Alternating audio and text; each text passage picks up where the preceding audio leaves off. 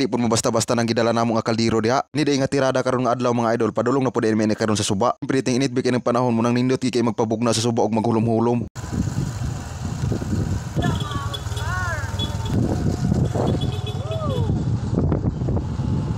Kung sa kainit sa panahon diring dapita, wala damha akong migo, gigama na niyang kalo ang kaldero. Today's video guys, nandito kami ngayon sa Unidos Parking City.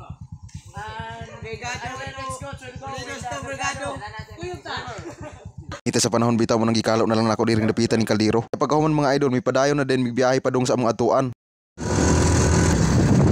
Wala na daw kay kinaabot naman diri sa suba amo na lang linggi panghagpatan ng ipagdala namo diri ang kamunting kahoy. Mas maayo ra gid mga idol ug nata sa suba din ang ipod trip mga salagon. Kung mga idol wala na ilangan ato na din si dira ang itak-ang. Pagkasayang dako unta kay pagkakaldero pero katunga ra man intawon ang nasudlan. Pangutom naman sila wala na ilangay-langay mga ona din mi diring dapita. Wala may madalang mga plato salo-salo ra din diri among tirada. Ana damugutan ang kinawboy wa bisag asa na unsa. Indot kini inani nga birada mga idol kanang iligo-ligo ba din kauban imong mga barkada imong mga tropa. Lingaw-lingaw ra gud sa daily lifestyle ana ra ba. Ang tapuka ako ra diri ang wala kaligo kay murag gibati na ko diring dapita og katugnaw. Kitong kayong panahon pero murag gitugnaw man ko ani nga lakaw. Niya na di ko ani dapit maligo mukaon sa kudanoy kay gutom na kaayo. Kaya akong pamahaw karon nga adlaw mi diretso na bigin taon og paniudto. Plan pa ako dili gyud tangay kalimtan ng kaon kay importante bigin na siya kaayo. Ug ingon ani na din akong tirada mga idol basta gani makapangapi og buntag sayo di makalimot nagi ko ang nagkaon dayon. Kakita na ako sa mga barkada diretso na lang pud mi diri sa suba man. Unang akong pamahaw wala na ginako na hunahunaan. Sige lang inani bitaw pud ang view diring dapita dili mapud kamahayan.